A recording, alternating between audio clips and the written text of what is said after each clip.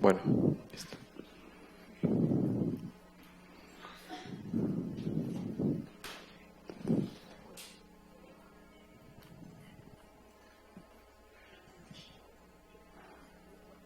Señor Rodríguez, ¿me regala el USB de la computadora chica, por favor?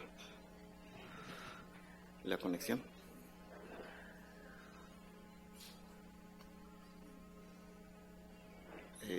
Voy para allá.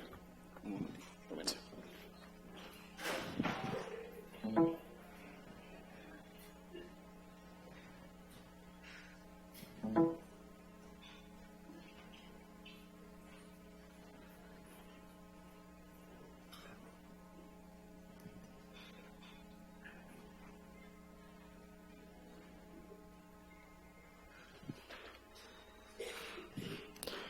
Bueno, pues vamos a, como les decía, adelantar un poco la conferencia de hoy por la tarde y vamos a hablar acerca de una propuesta de reestructuración del trastorno antisocial de la personalidad, la erradicación de la peligrosidad como concepto con base en el esquema de derechos humanos.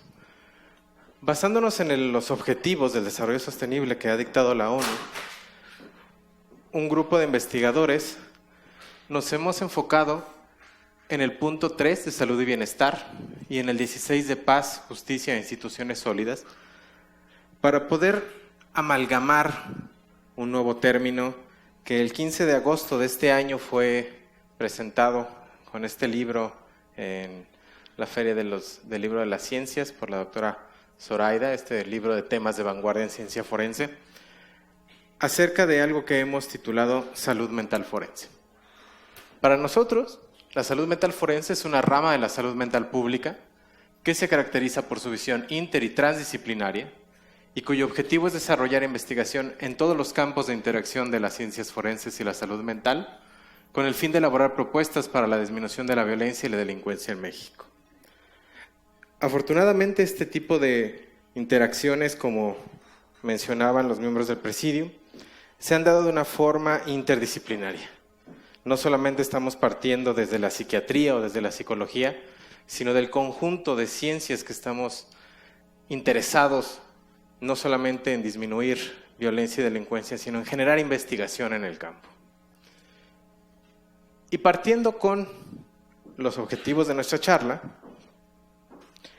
un concepto que ha tenido mucho de discusión desde su origen ha sido el de peligrosidad. Cuando vamos a algunos términos en específico de la Real Academia de la Lengua, como lo son el término antisocial, para la Real Academia es contrario al orden social. El término delito es acción o omisión voluntaria o imprudente penada por la ley. Y anomia social es el conjunto de situaciones que derivan de la carencia de normas sociales o de su degradación.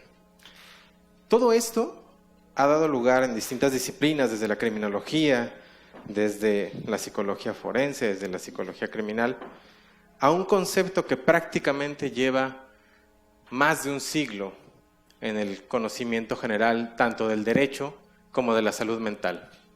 El doctor Mercurio, uno de nuestros ponentes el día de hoy, en un artículo que publicó en el 2013, hizo una muy buena revisión en la que nos habla acerca de los orígenes de este concepto. Y Jiménez de Azúa, von Litz, en el Congreso de la Unión Internacional de Derecho Penal, 1910, comenzó a hablar de lo que era como tal peligrosidad. Y para él decía que los jóvenes delincuentes a los que delinquen por vagancia y por alcoholismo, a los enajenados y disminuidos mentales en algunos casos, autores de delito y al reincidente múltiple, llegando incluso a considerar en estado peligroso a ciertos individuos que aún no han delinquido, como niños y adolescentes abandonados, dementes peligrosos y bebederos habituales. Cuando uno lee este tipo de definiciones, en pleno siglo XXI y a la luz de los derechos humanos, suenan aberrantes. Suenan a todas luces violatorio de derechos humanos. Sin embargo, es un concepto que en muchos derechos, a nivel internacional, se sigue manejando.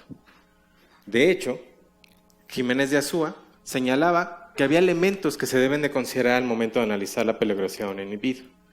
Por ejemplo, la personalidad del hombre en su triple aspecto antropológico, psíquico y moral, la vida anterior al delito o al acto de peligro manifiesto, la conducta del agente posterior a la comisión del hecho delictivo o revelador del hecho peligroso, la calidad de los motivos, el delito cometido o el acto que pone de manifiesto la peligrosidad, y llega a proponer, como tal, una noción de estado peligroso que deja a discusión, sobre todo, esta interacción entre el albedrío y el determinismo.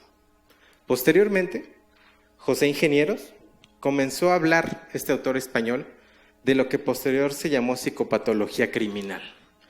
Y al día de hoy ha imperado un estudio de la psicología al respecto de rasgos, de estigmas, de algunos comportamientos que se puedan asociar para predecir un comportamiento delictivo. Muchos de ustedes seguramente han visto estos programas bastante fantasiosos de Estados Unidos que todos son psicópatas y un perfil lo sacan en 2 segundos y que en realidad todos son peligrosos y reincidentes, ¿no? Nada más lejos de la realidad de cómo se llegan a hacer este tipo de perfiles. No ha habido una ciencia exacta que pudiera apoyar a este tipo de actuar, y lo que ha pasado es que ha llegado a perpetuar este tipo de condiciones, el que personas que padecen algún trastorno mental o una discapacidad psicosocial sean estigmatizadas como peligrosas. Justo, históricamente, desde 1878, Lombroso decía que existía una persona que por naturaleza, desde su nacimiento, era criminal, y le llamó criminal nato. La psicopatología criminal comenzó a darle un término que en 1981 quedó bien acuñado por Jean Pinatel como personalidad criminal. Y esto ha sido el continuo del estudio del comportamiento antisocial desde la psicología criminal y desde la criminología. ¿Pero qué es lo que ha hecho la psiquiatría en todo este tiempo? El DSM, que comenzó en 1952, nombraba en su clasificación trastornos sociopáticos, dentro de los cuales se marcaba una reacción antisocial, una reacción disocial, las desviaciones sexuales, el alcoholismo y la adicción a sustancias.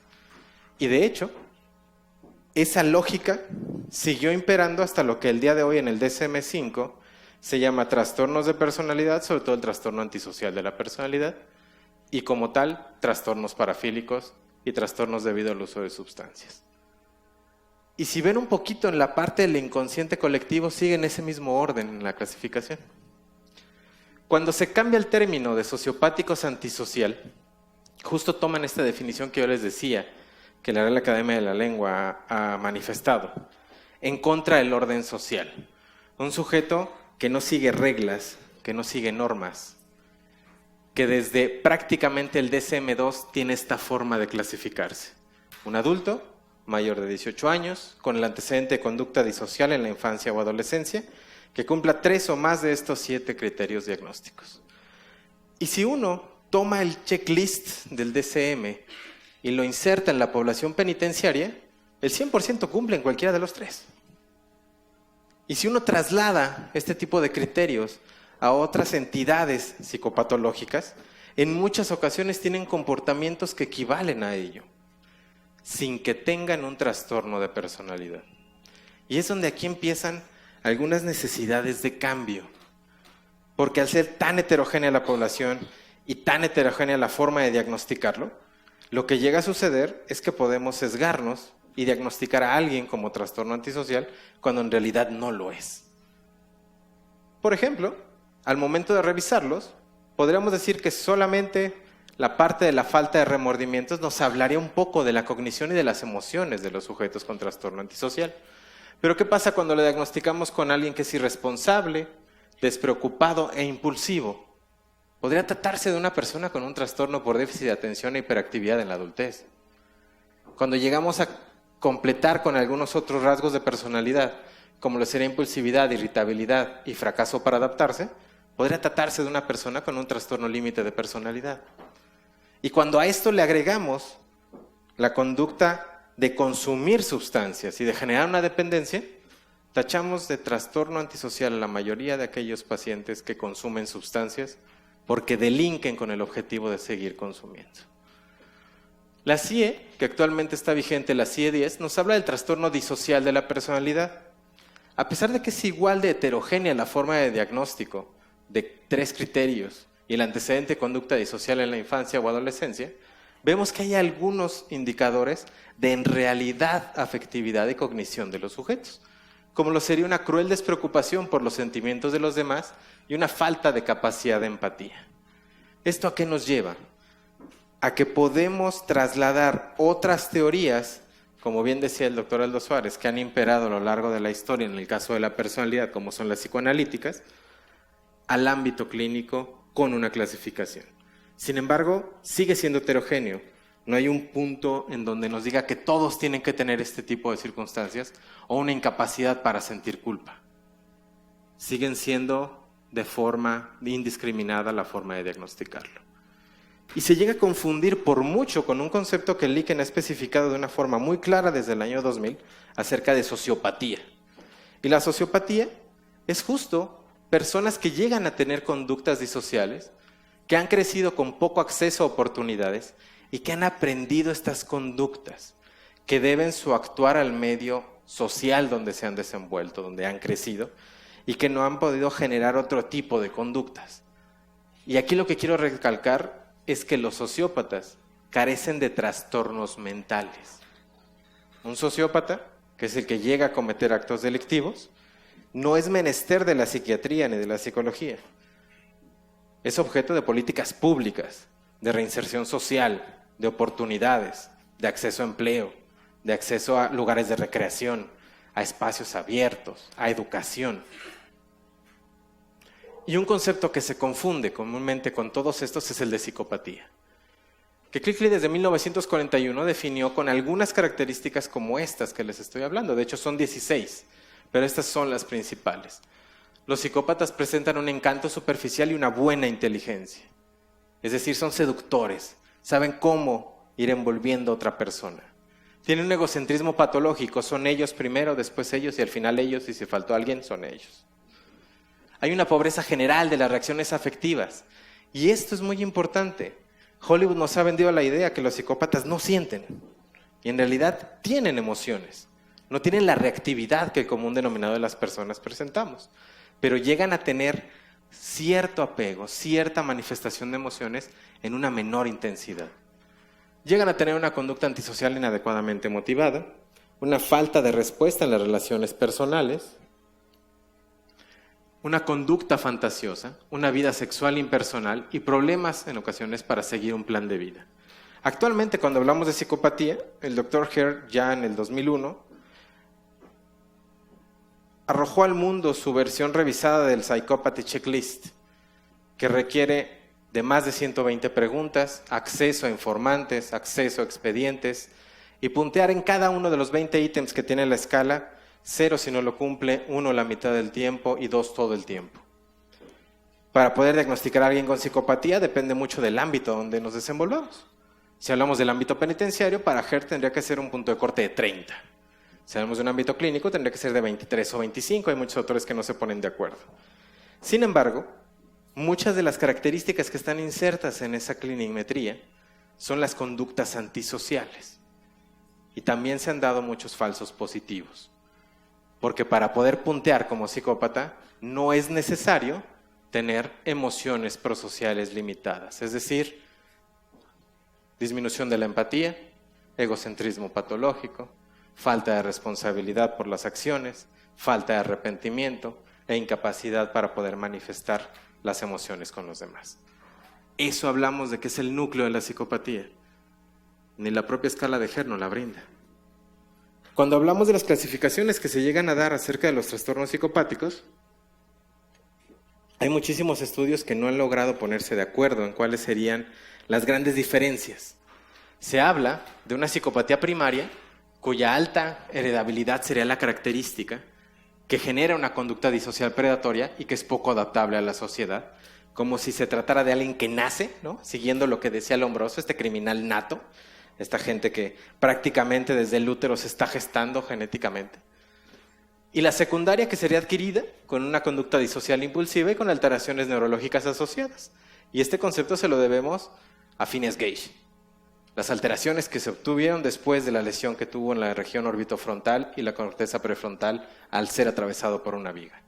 Sin embargo, estas clasificaciones no nos dicen mucho.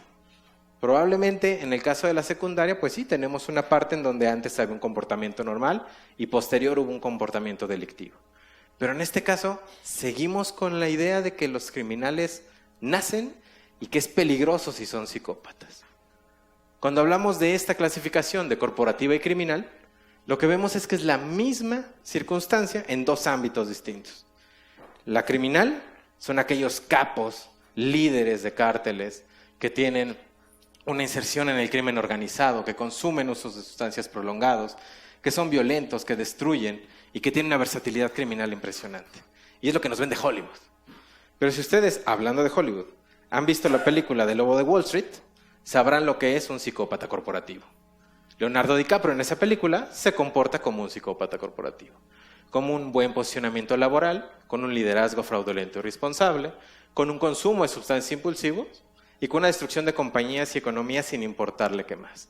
Pero estamos hablando del mismo fenómeno, solamente insertado en dos ámbitos distintos. Una clasificación que ha llamado la atención de forma internacional ha sido la de exitosos y no exitosos. Los no exitosos son los que ya he descrito en las clasificaciones previas. Y la única característica entre uno y otro, en algunos casos, es que los sujetos no exitosos han sido ya capturados por el sistema de justicia de su país. Pero hay otros teóricos que defienden que los exitosos no presentan un comportamiento delictivo, que tienen mayores grados académicos y mayores ingresos, y que las alteraciones que presentan son en las áreas afectiva e interpersonal de la escala, sin tener como tal una asociación con conductas antisociales. Y ahí es donde ya empezamos a tener problemas, porque ni siquiera podríamos hablar de una psicopatía precisa. Estamos hablando de trastornos psicopáticos. Cuando hablamos de los trastornos de personalidad de las clasificaciones actuales, para la CIE-10 tenemos el trastorno disocial. Y de hecho, ustedes bien saben que no existe el trastorno narcisista en la CIE, porque la parte de falta de empatía está inserta en el disocial. Para el DSM-5, prácticamente en esta forma de clasificar, se imbrincan los diagnósticos y cualquier persona que tenga conductas antisociales, que padezca cualquier otro trastorno del clúster B o de alguno de los otros clústeres, puede llegar a ser diagnosticado como trastorno antisocial. ¿Cuál es el único avance que podríamos reconocerle de forma eficaz al DSM? La inclusión de las emociones prosociales limitadas en la parte de la conducta disocial en la infancia y adolescencia. Sin embargo, lo ha limitado a esa parte. Una propuesta para la CIE-11 es que las emociones prosociales limitadas sean incluidas en conducta disocial y en oposicionista desafiante, porque son dos caminos completamente distintos. Pero en ninguna de las dos caben los trastornos psicopáticos. Y de hecho ha sido una crítica importante porque no se han podido armonizar este tipo de clasificaciones. Y para uno hablar de psicópata en el ámbito penitenciario o en el ámbito legal, tiene uno que aplicar la escala de psicopatía y en ese momento ya puede uno decir, este sujeto padece psicopatía, e inclusive hay muchos estudios que se basan en la reincidencia delictiva conforme los puntajes de psicopatía sean elevados. ¿Cuáles son los conflictos? Foucault en el 81 decía que existe una evolución de la noción de individuo peligroso en la psiquiatría legal. Prácticamente llevamos más de un siglo con la búsqueda de estigmas, de rasgos, para justificar una reincidencia delictiva. Foucault criticaba mucho esta forma en la que se llegaba a actuar. Parte de los conflictos es que estas clasificaciones que les mostré no están fundamentadas en la clínica, están basadas solamente en las conductas antisociales. No tienen una perspectiva de género, son estigmatizadoras, deshumanizadoras. Y eso es lo que empezó a recalcar Foucault desde 1981. Nos decía que inclusive corremos el riesgo de la psiquiatrialización de la delincuencia. Y es lo que hemos hecho. He escuchado ponencias de algunos expertos en materia de derecho, en donde se hipotetiza que puede llegar a ser el futuro del derecho penal el administrarle neurotransmisores a una persona para impedir que tenga conductas delictivas. Y eso me suena a un mundo feliz de Aldous Huxley. Y espero que nunca pase. También se empezaron a buscar crímenes sin razón y la monomanía homicida, pero lo que ha permanecido a lo largo de la historia, inclusive en la investigación, es la búsqueda de los estigmas patológicos que pueden marcar a individuos peligrosos.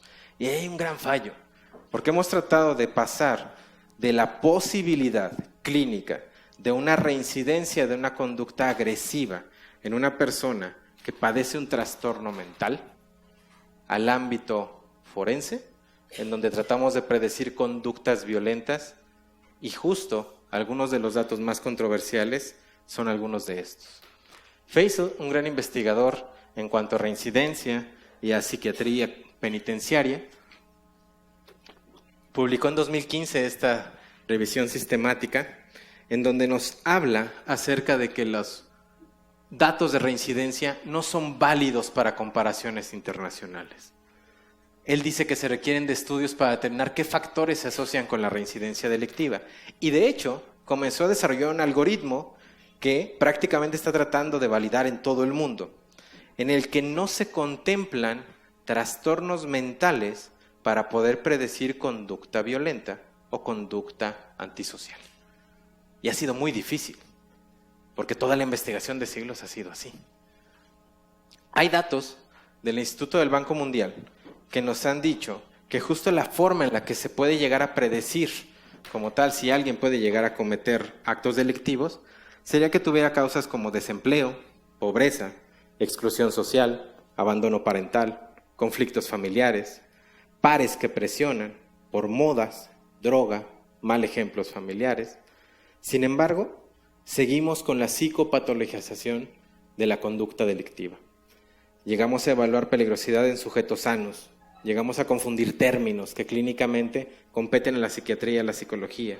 Hacemos una errónea interpretación de los hallazgos en salud mental y no logramos concatenar mentira, teoría de la mente y la evolución que todos los seres humanos tenemos. Otros datos que son alarmantes son, por ejemplo, estos, donde hay estudios inclusive de neuropredicción del futuro arresto, en donde una baja actividad del cíngulo anterior se está tomando como un indicador de reincidencia.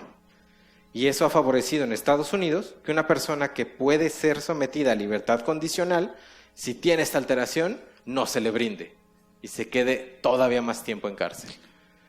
Y se han localizado, según estos investigadores, el lugar específico en donde puede haber lesiones para un comportamiento criminal. Lesiones en corteza prefrontal medial, orbitofrontal y en ambos lóbulos temporales. Y yo quisiera a todos ustedes que están dentro de la salud mental que me contradijeran si estas lesiones no competen a todos los trastornos mentales, en mayor o menor medida. Porque esas son las áreas que hemos desarrollado evolutivamente. Son las que más nos competen para poder comportarnos. Y justo existe evolutivamente una función constructiva y una función destructiva de la agresión. Recordemos que evolutivamente tenemos también mucha similitud con primates no humanos. Y hablando, por ejemplo, de tribus de chimpancés, cuando tratan de apropiarse de un territorio, matan a las crías y se las comen, violan a las hembras y matan a los machos. Y no es un capítulo de Game of Thrones. Es una lucha entre dos partes de tribus de chimpancés. Y también tienen política. Y si no, recuerden un poquito este traslado hacia la realidad. Cómo es nuestro actuar cotidiano, cómo es esta lucha. Inclusive cuando llegan a salir de antro, ¿no? Que se dice que van de cacería. E inclusive se ponen sus mejores galas y a partir de ese momento ya van sobre la presa. ¿Qué pasa cuando uno quiere un empleo y quiere ascender? Hay una competencia férrea. Aquellos que sean médicos no me van a dejar mentir que en la cadena alimenticia de la medicina el último eslabón es el estudiante, después el interno, los residentes, el médico adscrito y para arriba. Y ahí es donde uno se tiene que comportar de cierta manera porque si no, el jefe llega a cometer alguna conducta agresiva contra nosotros como castigo. Limita en mucho esta diada que ya se ha estudiado por grandes etólogos en animales, también en la etología humana. Y tenemos expresiones que vienen desde nuestros ancestros. Aquí se ve mucho más agresivo este gorila que este hombre, ¿no? Pero los dos están expresando exactamente lo mismo. Fijan la mirada, levantan las cejas, pelan los dientes, gruñan, fintan y embisten parcialmente con la mano o el cuerpo. Hay estudios que inclusive han demostrado que la tonalidad y el volumen en la expresión vocal en nuestra especie puede limitar o atraer agresión. Hay un experimento que a mí me gusta mucho, un experimento social que se realizó en un metro en Europa, en donde está un sujeto dentro de un cuadro, a la entrada del metro, y les dice, no pises mi cuadro, no pises mi cuadro. Y la gente hasta le pega con el hombro, ¿no? Al día siguiente, mismo lugar, mismo sujeto, no pises mi cuadro, y hay gente que hasta brinca, ¿no? Y hubo gente que le dijo, ¡ay, qué bonito cuadro! Tenemos como tal la conducta antisocial dentro de nuestro comportamiento. Mentir no es patológico. Mentir es una necesidad para desarrollar teoría de la mente. Mentir es algo que también necesitamos como tal para poder generar ingresos o inclusive economía. En el punto específico de la conducta antisocial, pensamos que comienza desde etapas tempranas de la vida, que sigue la adolescencia, que después tiene un punto máximo en la adultez temprana y que finalmente, conforme avanza la edad, va disminuyendo. Sin embargo, en la realidad tenemos fenómenos como este. Adolescentes que cometen conductas delictivas, que no tienen el antecedente en la infancia y que posteriormente jamás vuelven a cometer nada. Y en algún momento se les diagnosticó con trastorno disocial de la conducta. Y otros adultos que no tienen los antecedentes, en donde cometen conductas antisociales en la etapa adulta, pero que no tienen el antecedente. Y estos no pueden ser clasificados como trastorno antisocial. No cumplen el punto del antecedente de conducta disocial en infancia o adolescencia. Entonces, ¿qué es lo que pasa en la realidad? Hay un estudio que se hizo por este grupo acerca de la asociación de la conducta antisocial con genes, y la mayor conclusión, después de 164,000 sujetos que investigaron y múltiples genes con muchísimas técnicas en cuanto a epigenética, epistasis, metabolización, etcétera, metilación, llegaron a concluir que no podemos hablar del comportamiento antisocial si no insertamos el ambiente. Que no existe el gen de la maldad, no se dejan engañar por Hollywood. No existe un gen con el que nazcamos y podamos ser malignos. Esa interacción entre gen y ambiente es la que puede llegar a generar conductas.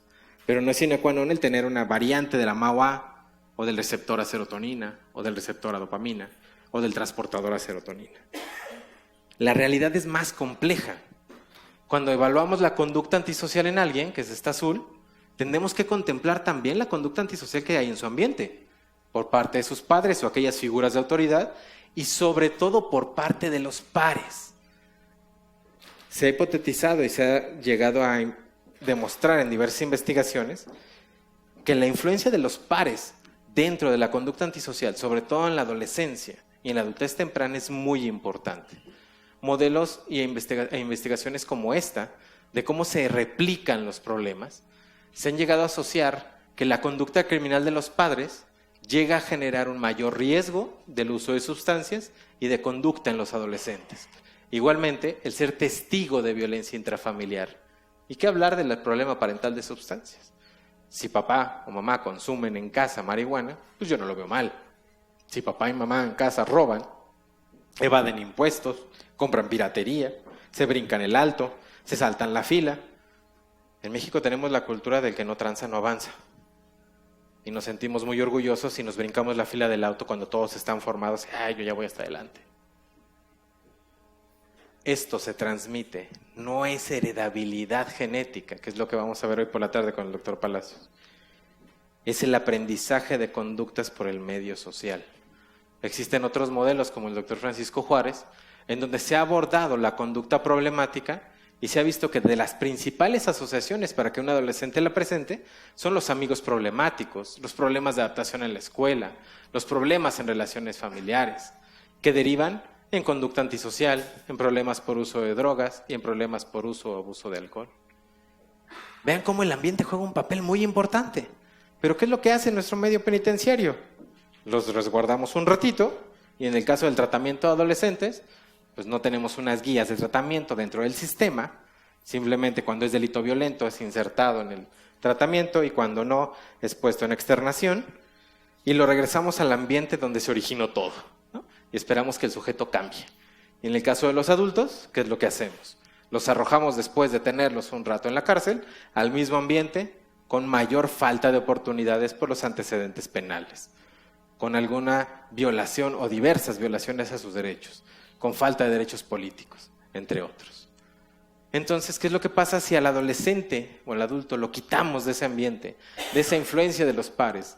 de esa influencia de las personas que ejercen alguna forma de voluntad o de dominio sobre estos sujetos, la conducta antisocial cae y en muchas ocasiones hasta desaparece. Este estudio a mí me encantó cuando lo empecé a leer y me encantó por lo que arroja, no por lo que en realidad pasa. El padecer un trastorno mental, sobre todo en las etapas iniciales, es altamente asociado a tener que ser incluido como una conducta violenta. Y hay una hipótesis que dice que conforme hemos cerrado hospitales psiquiátricos, los pacientes con discapacidad psicosocial se han ido a las cárceles. Y esto lo empieza a demostrar. No están en las calles, ya están en las cárceles, ¿no? Muchos de ellos. Entonces, ¿qué es lo que pasa? ¿En realidad la conducta antisocial la generan las personas con discapacidad? La conducta antisocial es muy diversa. Desde un robo, un fraude, una mentira patológica, que no estoy diciendo una mentira nada más, sino mentira patológica, etcétera, hasta homicidio, secuestro, lo que quieran.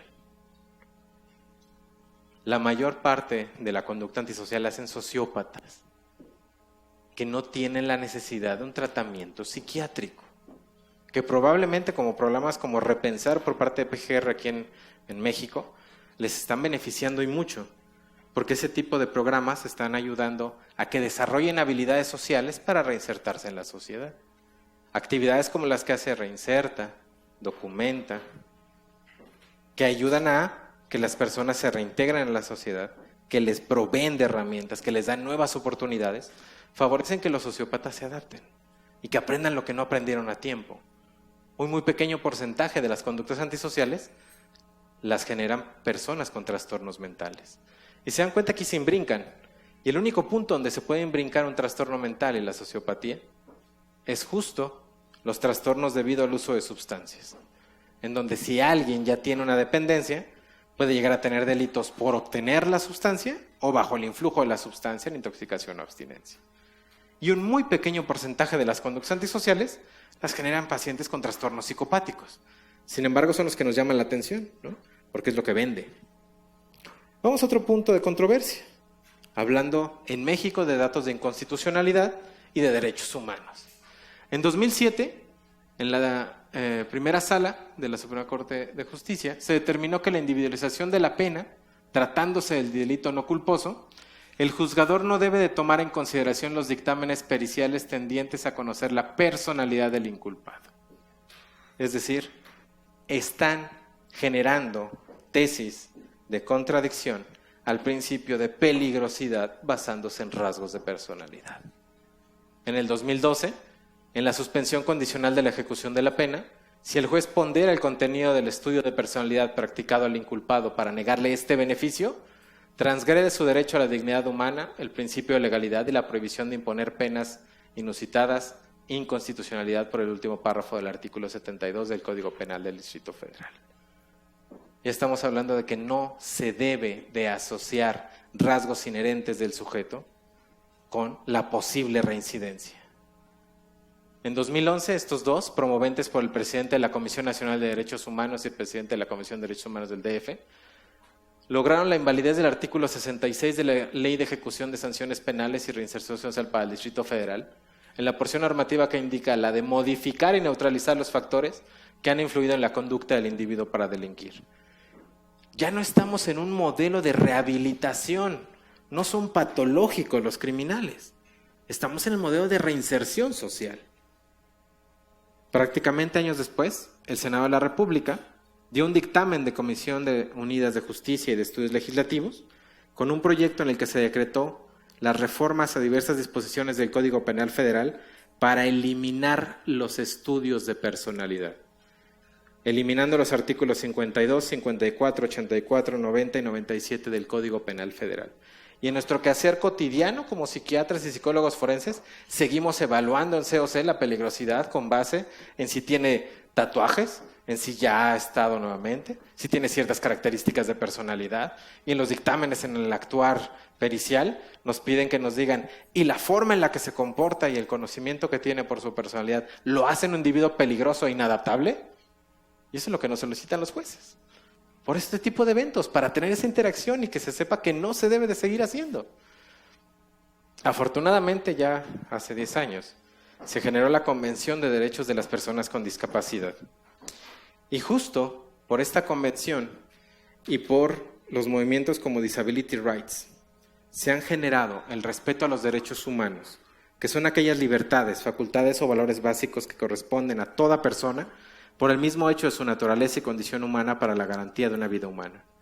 Los derechos humanos son garantías jurídicas que protegen a las personas y grupos de personas contra los actos de gobiernos y otras entidades. Y se ha generado el derecho de las personas con discapacidad psicosocial, cuyo modelo no implica una discapacidad cognitiva o una discapacidad afectiva. Es una persona que padece de un trastorno mental y la discapacidad está afuera. Ya me encanta en una de las sesiones lo que escuché. El modelo de discapacidad de derechos humanos se puede ejemplificar con lo que podría pasar con las rampas. Si un edificio no tiene las rampas de acceso para una persona en silla de ruedas, el problema es del edificio, no de la persona. El problema de la discapacidad psicosocial está en las barreras que imponemos a estas personas, en donde los seguimos tachando como individuos peligrosos, en esta concepción de que alguien con un trastorno mental es incontrolable y que puede llegar a delinquir todo el tiempo y que puede llegar a agredirnos. Yo no conozco pacientes que padezcan trastornos como esquizofrenia, que empiecen a hacer mass shootings o que anden con una metralleta matando a diestra y siniestra. En la convención existen muchos artículos. El 12 se dice que es el centro de la convención, que nos implica un igual reconocimiento como persona ante la ley y en donde los estados partes reafirman que las personas con discapacidad tienen el derecho en todas partes al reconocimiento de su personalidad jurídica. Esto implica que tenemos que hacer ajustes a la inimputabilidad en el derecho penal y erradicar la interdicción en el derecho civil, que les quita la capacidad jurídica. Pero hablando en el acceso a justicia, el artículo 13 nos dice que los estados partes asegurarán que las personas con discapacidad tengan acceso a la justicia en igualdad de condiciones que los demás, incluso mediante ajustes de procedimiento y adecuados a la edad, para facilitar el desempeño de las funciones efectivas de estas personas, como participantes directos e indirectos, incluida la declaración como testigos en todos los procedimientos judiciales, con inclusión de la etapa de investigación y etapas preliminares. ¿Y qué es lo que pasa cuando a alguien se le tacha como peligroso? Tampoco participa del proceso, como llega a suceder con alguien que se está hipotetizando que tiene una inimputabilidad. Otro artículo que tenemos que también saber de esta convención es el 14, de la libertad y la seguridad de la persona, en donde los estados partes tienen que asegurar que las personas con discapacidad, en igualdad de condiciones con las demás, disfruten del derecho a la libertad y la seguridad de la persona. ¿Qué pasa en muchísimos países respecto a cuando se diagnostica algún trastorno de personalidad y se brinda el concepto de peligrosidad? Se les dan sentencias máximas. Y un ejemplo claro es Charles Manson, que murió en su celda. Nunca se le pudieron comprobar varias cosas, pero como se declaró psicópata peligroso y peligro para la sociedad, jamás pudo salir. En este artículo de la Revista Española de Salud Pública se habla de un concepto que viene muy a colación con esto: iatrogenia de prevención cuaternaria en salud mental. ¿Y de qué va el tema? Es esta intervención que evita o atenúa las consecuencias de la actividad innecesaria o excesiva del sistema sanitario. Y en la salud mental incluye proteger a los pacientes de intervenciones farmacológicas o psicoterapéuticas excesivas, inadecuadas o innecesarias. No tenemos que sobrediagnosticar trastorno antisocial de la personalidad. Por eso las guías diagnósticas y de tratamiento a nivel internacional los tachan como la lepra de la salud mental, en donde no hay una cura, en donde no hay un tratamiento específico. Padecer un trastorno mental no tiene que ser algo que nos haga sentir culpa o sentir con miedo. Es una condición como cualquier otra enfermedad. ¿Cómo podríamos darle solución a esta alteración, a esta clasificación que tenemos?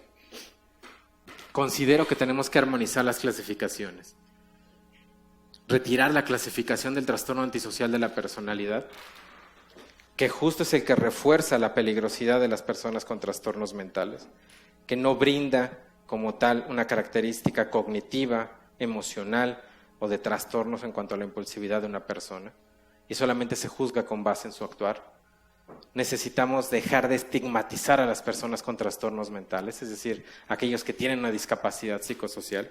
Necesitamos contar con clasificaciones no basadas en conductas antisociales. Tenemos que entender que tener conductas antisociales no es igual a presentar un trastorno psicopático y que las conductas antisociales deben de estudiarse a profundidad y no estigmatizar a quienes las realizan. Si tenemos los trastornos de personalidad, y ya lo veremos más adelante con la ponencia que nos dará la doctora Rebeca Robles, y logramos conjuntar las emociones prosocial limitadas que no están en la CIE actualmente, pero estarán en la CIE 11 y que están en el DSM, podríamos hablar de trastornos de personalidad con nivel de severidad y sobre todo con características disociales. Y no les hago spoiler, dejaré que la doctora Robles hable al respecto de la propuesta, pero he considerado que justo en esta clasificación, ahí podrían estar los pacientes con trastornos psicopáticos sin necesidad de hacer una escala, sin necesidad de clasificarlos como peligrosos.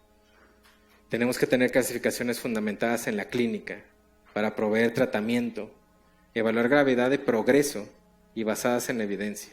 Entender que padecer un trastorno psicopático no implica presentar conductas antisociales. Que en México ya estamos en el derecho penal de autor. No, estamos en el derecho penal del acto. Tenemos que entender que se está juzgando la gravedad del acto, la violencia del acto. La peligrosidad ya no cabe en este modelo. Las conductas antisociales las tenemos que estudiar a profundidad. Determinar la peligrosidad de una persona que padece un trastorno de personalidad es anticonstitucional y va en contra de la Convención de Derechos de Personas con Discapacidad. Tenemos que progresar a no estigmatizar a quien presenta una conducta antisocial. Somos los primeros que llegamos a señalar a estas personas. A no psicopatologizar la conducta y a eliminar la clasificación como tal del trastorno antisocial para poder seguir avanzando en el estudio correcto de los pacientes que padecen trastornos psicopáticos. Muchas gracias.